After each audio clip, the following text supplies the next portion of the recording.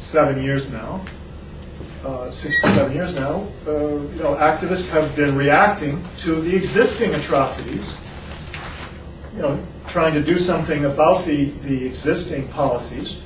And it's like that anonymous member of the White House staff said, you people, meaning, in this case he was talking to a journalist, but you people outside will, continue to write about what we've been doing, but while you're writing about it, we're creating a new reality. They're off to their planning their next war, and we're behind the power curve. We're several steps behind them. So how to get ahead of them on the power curve is what we're talking about, and that requires a new approach. It requires sort of getting to a different kind of mentality. And so I don't know how to do it except to get to to approach people individually. And well, see, there's an interesting situation here because there actually there's this huge anti-militarism movement that has been doing exactly what you're proposing to do. That's in hundreds of cities in the U.S. and it's almost 30 years old now. And it's very entrenched, it's very deep, very large. It totally agrees with your position. It's pushing it on the streets in America every day. And it's giant, and it's a movement. See, there's a thing but different. Say United for Peace and Justice, or Iraqi Veterans Against the War, or something like that. Those are organizations. They're like peace organizations, and they're like organizing around a whole specific series of things. Then a movement is another entire concept. It's a movement includes those people, but it's actually a very complex group of things happening, where it's a whole societal change, where there's economic components, cultural, psychological, all that's of that. a very good point. Right? And so there is actually this movement, this huge... What are you talking about? What movement? And that would be Food Not Bombs, for instance, is a movement of thousands and thousands of young people, mostly college and high school kids. It's they spend basically all day, every day when they're awake, organizing in this movement. They're connected to each other worldwide. They're all over the world.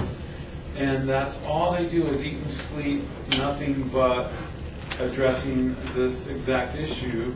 And so there's this movement that exists that does this. And what is their strategy? What is their strategy is to actually educate the average American person that the military is specifically and the contractors and the government and the whole way the system's organized is to spend its resources on self-perpetuating itself, and that instead the regular, I didn't know that. And instead of the regular people should be demanding and actually creating a situation where the resources go to their daily lives instead of that.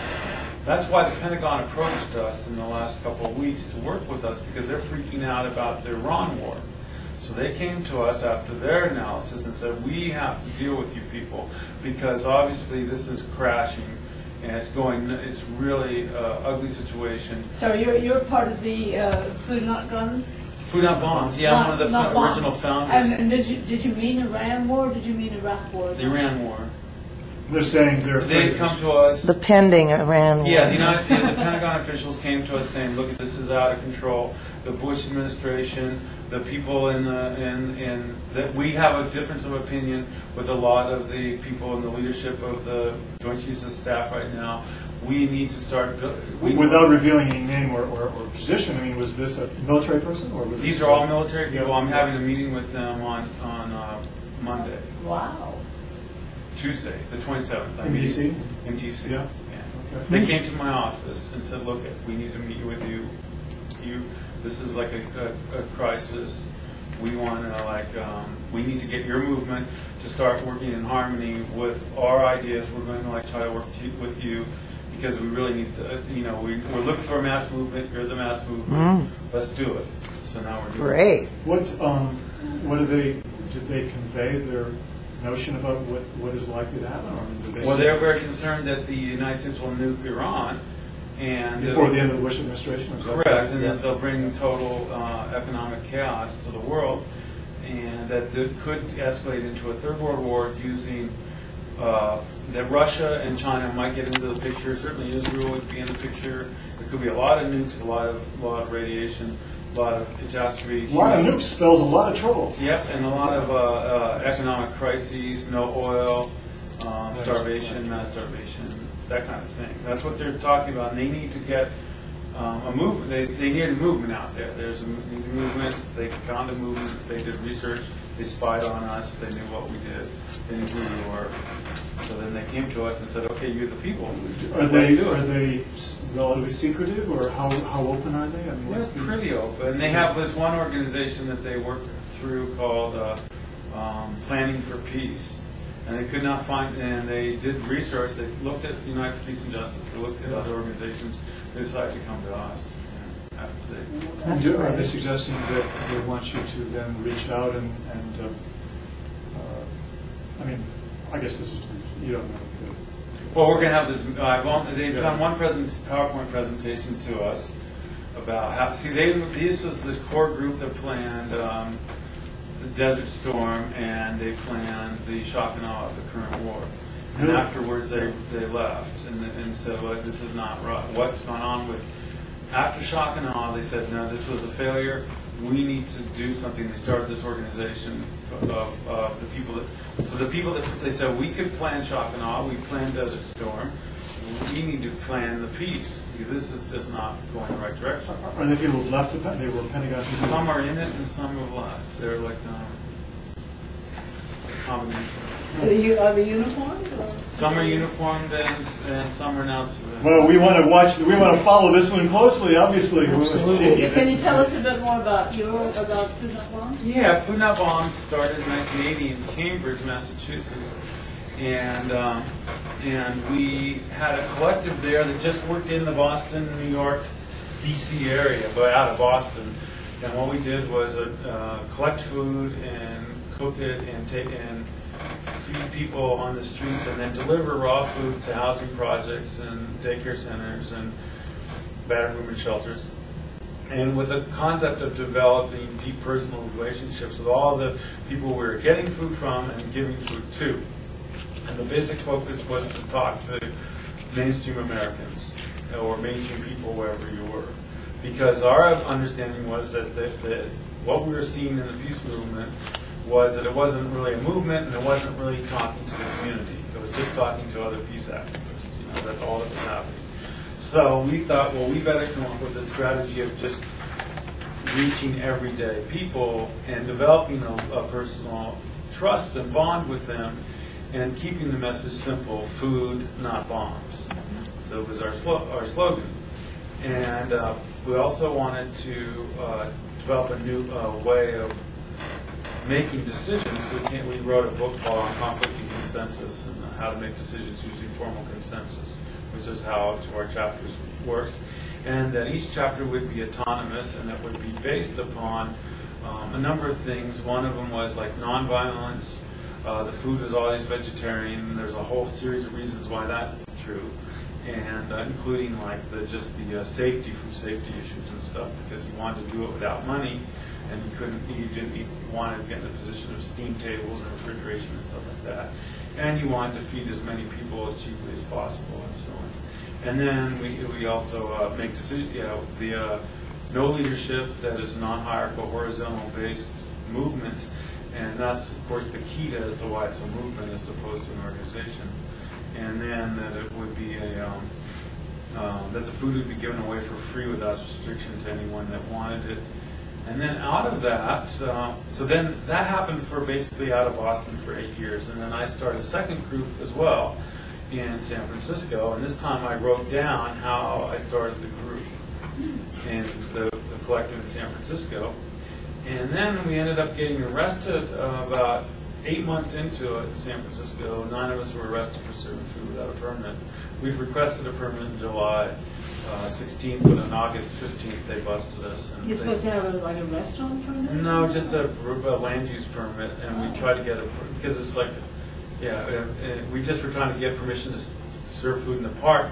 at the entrance to Golden Gate Park, because that was strategically good because there was a lot of poor people, but also many workers and tourists and business people going into the park. That way we could communicate with people and feed people, and be doing that.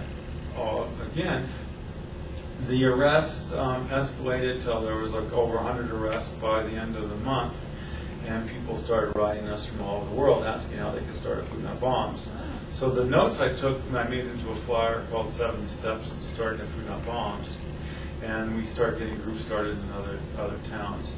That eventually, the next year, the government tried to stop us again. It was mostly Bechtel and Chevron Corporation that were trying to stop us. And so they made another 100 arrests the next year. The government kind of like flipped out temporarily and said, okay, this is way out of control. It's getting worse and worse per week. More and more people are getting involved. The organization's getting big. Were they arresting people just in San Francisco? Or? At that point, it was only San Francisco. Yeah, they made ultimately 1,000 arrests in San Francisco. They beat us. I was beaten 13 times with nightsticks and injured and hospitalized several times. Eventually was tortured in a program that was jointly run by Central Intelligence Agency and the San Francisco Police Intelligence, FBI. So I was tortured 3 times, where they ripped my clothes off at police headquarters, ripped my ligaments and tendons, and then put me in a box a little smaller than this facility here, a chain link box hanging from the ceiling for 4 days. And so they waged this kind of war. I ended up facing life in prison under California 3 strikes law, did 2 years in jail.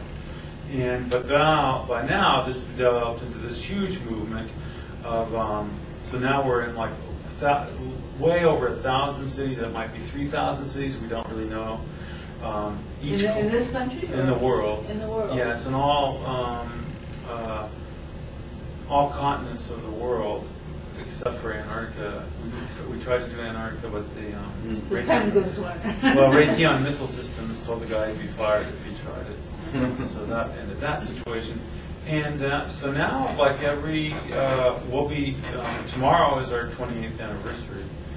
And we have like groups all over the world that just do this nonstop. And we develop things like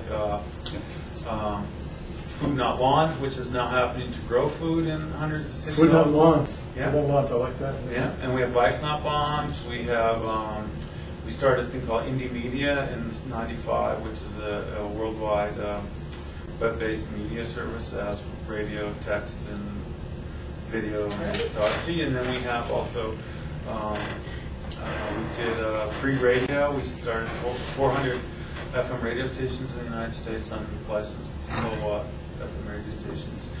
And we have, so there's a whole, we have bands, music, art. We do a squatting thing called Homes Not Jails. We have a whole bicycles things like Critical Mass is a spin-off of our project, and we have Bikes Not Bombs. We have, so that's what ends up making it a movement, because it's like 1,000. We're the ones that organized the food for Katrina. I was the chief coordinator for distribution of all food to the survivors of Katrina. And so all that kind of stuff ended up like, so now all those people are talking to just regular Americans about how all resources that are being wasted on militarism and war. And so while it doesn't always become as specific about that it's driven by the specific branches of the military, which I agree. I mean, I've said it on budget, congressional budget hearings by and I can tell you some brilliant, crazy stories about that. But, it's the overall idea is getting regular Americans to deeply feel, or regular people wherever you are, like if you're, we have groups in Israel, we have groups in Turkey, we have groups in Africa, we have groups in most of the Asian countries, all the European countries, 50 groups in Russia, just to basically go, okay, that's what we're going to do. We're no longer going to be going in this one direction, and if we can't get our politicians to change, although there's an aspect of it to that, we're actually going to just build the society that we want, that is, like if, for instance, with Katrina, the government didn't do anything. We ended up feeding FEMA. The Red Cross gave out my home number as the official number for food in Louisiana, Mississippi, Alabama. We had thousands of people organize in their own, because we have groups all over. We put out a couple of emails out to the listserv. They go, okay, yeah, we'll collect food, we'll get cars and buses and trucks, and they all called in, and then we just organized this whole network of people going down there, and we divert you to whichever area you want. Well, we're out of time. May I Yeah, sure. ask something and Yeah. say something? Keith, so you said earlier that we need a movement. Are you saying that perhaps Food Not Bombs might incorporate what Gareth has been talking about here? Yeah, I think in reality, Food Not Bombs is a movement that is already saying what he's saying. Okay, so, And but he's proposing certain steps. In a more simple way, we did it Food Not Bombs. So what happens is if you deliver, when we come into a housing project with all our boxes of food, the people in the housing project, oh, Food Not Bombs is here. Right. So if he has a flyer he can give to you, then you can distribute it and ask others to distribute it. distribute it. Every week on the streets of Well, America. great. Well, I'm asking you to do the same thing with Proposition 1. And as you know, we're trying to get a worldwide movement to camp in front of the White House. I'll help you with that one. And we have thousands of people that are interested in Prop that. 1. Yeah. Prop 1. Do you know about it? I do now. Because the reason that I came to your thing, although I'm videotaping, that's not why I came. The reason that I came was because I too am concerned about militarism. And since 1994, there's been a bill in Congress called the Nuclear Disarmament and Economic Conversion Act, which wants to, the aim is to take the money from nuclear weapons to shut down and clean up the nuclear weapons industries and to convert the arms industries. And this is where your issue comes in. That's why I asked about the military-industrial complex, because it's not going to happen as long as people are profiting from war.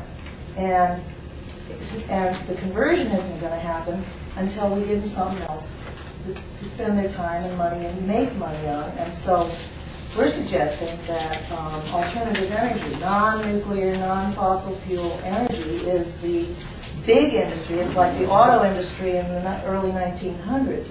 It can completely transform our society, and the money is there for it. And it's been a bill in Congress since 1994. It's only gotten 10 co-sponsors. It's been stuck in committees. The only way it got into Congress was through a voter initiative, and so I'm asking for voter initiatives everywhere there are voter initiatives to bring this idea and get the politicians to support it. I'm all for that, but we need to understand that there is a powerful bureaucracy whose interests are at stake in this, in the Pentagon. Sure, so we find a win-win situation for them too. Let's think about it. Yeah, there is an opening now with the Pentagon because they are. And then in New Mexico we have Los Alamos, which is near where I live, and we're they're trying to start the plutonium pit operation very rapidly right now to start actually manufacturing in Los Alamos the nuclear triggers for nuclear weapons, and that's instead of being research. So we're trying to organize in the state that Los Alamos convert to alternative energy lab and Sandia, and they actually have over years create a little component of solar. Yeah, we got to go. Thanks so much for coming. When I went to the remember you know this thing with Boeing right now, where Boeing just lost their MidAir Refueling plane contract to Airbus. I happened to go to the hearing of that at the beginning to videotape it for a documentary I'm making. And there's this, I was flirting with this cute blonde woman next to me, and because a lot of it was pretty boring. And I get to talking to her, and it turns out she's the Joint Chief of staff person. She's an actual colonel or something in the Air Force, and she actually, instead of going into the Pentagon every day, her job is to go into she has an actual whole office with computer phones, everything, in the chairman of the congressional office. I forget the name of it. House Ways and Means? No, the other one, military Okay. military procurement. Yeah. And so they actually put, like, the Pentagon has a staff person in each of the most important congressional offices dealing with their money. Yeah. And they're full-time. They go 9 to 5 every morning, go in and sit next to the congressman and make sure that the congressman gets all the proper information so they keep voting to get more money, to keep building more garbage. Yeah. And the thing that blew up the whole crisis for them was we kept asking at the lunch breaks we go, or in their breaks when they went to vote and stuff, we'd go, now why is leasing mid-air refueling planes, you can make jets faster if you lease them instead of buy them. Mm-hmm. And who else is going to buy these, you know, mid-air refueling planes if it's not the Air Force? And after a while, they started getting really freaked out that we were like onto something, but we really weren't onto anything. We just wanted to know why that was happening. And the next thing we know, the next day in the Post, they're like, you know, these guys are getting busted for like this thing. That was really funny. Are you living in D.C. now? No, I live in Taos, New Mexico. Yeah. But I'm having a meeting to plan the tent city at the Code Pink House on the 26th. Okay. And so I'm trying to get in. It would be great if you could attend that. Yeah. And there's like, I just was on the phone to some kids that took the summer off for they got time off for 4 weeks for their job to come down and start camping in front of the White What, House. this Monday? Just don't call it Yeah. camping, Keith. Yeah, we're not calling it that. And we're actually, what we're doing is we're going to call it a tent city, but originally our idea is to come out with picture drawings of tents on cardboard instead of actually being. Yeah, don't have tents because they'll take you away. Yeah, right. So we're just going to sit there with That's funny. So pictures of are tents. But you can have some plastic to cover yourself up. Yeah. Eventually we'll evolve into tents. If you need any help on the logistics, give us Yeah, some that's help. what we need. Well, if you could come to that meeting, that would be super helpful. Okay. It's on the flyer, the Tent City protest flyer. And what's the time? I think it's 7 o'clock. Yeah. But you'd have, I'll show you the flyer. You have the flyer. It has a picture of the Tent City on it. Right. Yeah, and it tells you the time, date, and location on the bottom of that flyer. So are you interested in having other allies join this thing with these ex-military people or whoever they are? I mean, is this Well, I should pretty much go initially myself, and then as I get to figure is out it what's just you happening. meeting? It's me. It's really supposed to be just me, but my best friend he's trying to go. He wants to go too, so he's I'm gonna let him go. But I've already met with them and talked to them a few times. So as soon as I get a Well, do they have an office? I mean, did they have a? they're working out of their houses and stuff. It's called,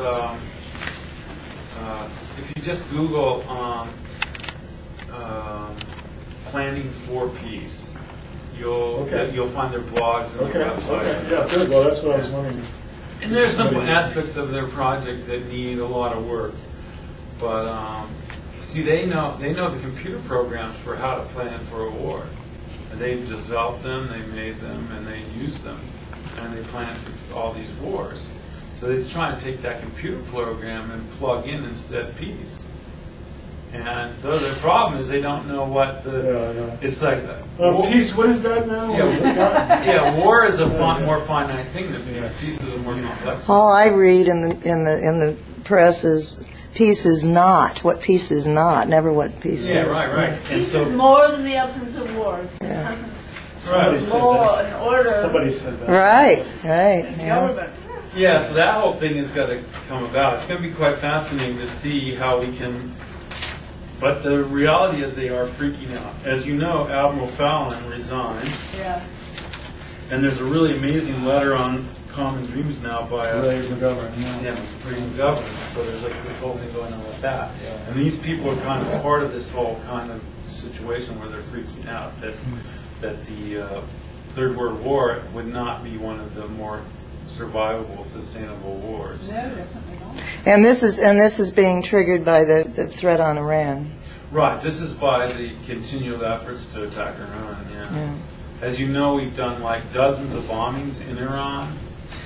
I have a whole file folder of photos of buildings the U.S. has bombed internal to Iran. Wow. Yeah, it's really heavy. They've blown up like 12 banks. They killed like 20 the Iranian guard. They blew up. Then they attacked their funeral, killed all the one thing after another. It's really intense. But in Tehran or where?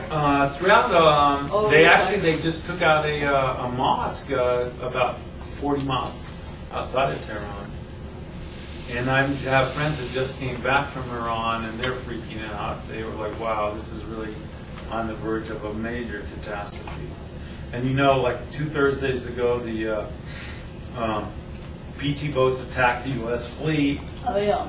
And then last 2 Mondays ago, I was listening to Talk of the Nation, and the Monterey Institute, yeah, there's Planning for Peace, P2, yeah, that's their website. And so that's been a pretty amazing thing. And John is the guy I'm friends with, John Fair. Mercy, Humility, Hospitality, Justice, and Relate. Yeah, and they also became Methodist, a bunch of them became Methodist ministers after Desert Storm. They freaked out and did that. So that's a fascinating group of people. See, that's the board. I'm going to be meeting with a bunch of these people, actually. These are all retired military or active? Bunch of, and they are also connected Tom to... Plews served as Chief on the Reserve Command. Are they all retired or are they the active? ones that I'm meeting with are all currently either retired or on a sabbatical kind of thing. Like John is the president of this is on a sabbatical. He actually technically would potentially go back. He's just taking 2 years off. And do they know what he's doing? Yeah, of course. They actually knew so much about me. See, they're connected to defense intelligence. That's why they came to me. Because they've been spying on me for years. And they've seen what happened. And they see the intelligence community are the only people that actually know what I'm doing. I don't even know what I'm doing. It's like so big. I can't possibly know. No, it just I don't have the happens. resources. It's Right. organic. Right. It just keeps happening. It is a real movement. Yeah. Yeah. It's just so big, and the only people they know are the FBI and the CIA. And I've had some pretty insane. You know, I'm one of the 100 most dangerous terrorists in America. Really? And Be honored. yeah. And Food Not Bombs is on the terrorist watch list. Is one of 10 terrorist groups in the country. Do you have any idea who put you on there? We became on the list in '88. Why? And we were the case study. The Pentagon used Food Not Bombs as the case study for their domestic counterterrorism classes at the Presidio in San Francisco and at other. We would run into National Guards people all the time and military personnel at airports that would go, wow, that's an they'd see the button and they go, we know you. We just studied you in counterterrorism class. And that was in the 80s. So it's been... What was their justification for sending you to jail? Oh, it was third strike felony? I had 3 felony. I had 45 counts of felony conspiracy to serve food in violation of a court order, assault, battery, strong arm robbery, assault with a deadly weapon, and possession of stolen property. But in your case, it was serving food or something. Well, the property were milk crates from Berkeley Farms, dairy that we used as a table because the cops came and took our tables and everything every day. But you didn't steal those. No, we would always take them back to the restaurant. And Borrowed them. Yeah, and then the assault, battery, strong arm robbery was the mayor's film commissioner and community liaison attacked me in a phone booth, and I escaped and went into another phone booth and called. He had my truck towed from a legal parking space in front of City Hall, and then I was trying to find where my truck was towed to so I could get it, and that was pretty interesting. And so that was my first strike. My second strike was a right-wing politician at City Hall slammed their door on me and a friend, and the glass broke out of the door and caught my hand as I was leaving her office. And they claimed I was trying to throw glass in her neck and kill her. And so I got assault with a deadly weapon. And I was also charged with all kinds of other crimes throughout the history of that. I was arrested twice for singing Christmas carols without a permit. I didn't know you had a permit to sing Christmas No, there's no such law, but it did happen. And I was, one was on May 1st. I was arrested for having sung Christmas carols on December 17th without permit. And then they accused me of stealing a handgun from an undercover cop one time. When I was in handcuffs, actually, I just come out of a contempt of court case, and they arrested me immediately and took me away. But then the undercover cops started pushing everybody that came to my trial. And it was a huge fiasco, and they claimed that I stole while in handcuffs on the 4th floor of City Hall, I stole a pistol from an undercover cop in a car out on the street in front of City Hall. But it turned out they found the pistol in his holster in the car. And you were convicted of all these things? I was not convicted of these things. Eventually, I was pled no contest. Well, Amnesty declared me a prisoner of conscience, and the United Nations Human Rights Commission ended up saying we were political prisoners and started working for our rights, and denounced the U.S. at the UN for their attacks on us. And then they settled with, I ended up pleading no contest to felony disruption of a police commission meeting, where actually I was just reading testimony from the ACLU about human rights violations against homeless people, and a right-wing anti-homeless person attacked me during my presentation, threw me on the ground in the middle of a public hearing, and I got arrested. And then, so they wanted that case settled because the head of intelligence was at it and all this stuff. Right? So to get rid of that case, I pled no contest to that, and they dropped all their charges against me. And I was a year of probation for that. But I'd already done 2 years by that time in jail. So. Did you just continuously or? No, randomly. Yeah, I was about 100 arrests. I did 6 weeks at a time sometimes. Things like that. Wow. That's kind of crazy. Yeah. I served 6 months in prison for being in front of the White House. Yeah. No, excuse me, 3 months. I'm sorry, 3 Yeah. months. 3 months. Yeah. See, I think it'll be quite interesting, the whole situation with doing a tent city. See, well, Food Not Bombs was involved in the tent city in front of the parliament in Ukraine. Oh, We stayed there 100 days. Here. Yeah, and it overthrew the government. I see. Okay. And then we did a 600-day vigil in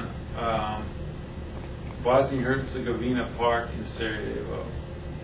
And we did another tent city protest in Beirut. And then we did another one in Palestine. I did one in San Francisco. So that we found the tent city protests, if there's enough support, enough people actually staying there for a long period of time, is really freaks out governments. And Bush has even talked about, I know Barbara Bennett, and that's so weird. You got an email from Barbara Bennett. She and my ex-wife don't like each other right now. Well, I got to go to the depleted uranium thing. Oh, yeah, I'm fascinated by what you have to say, but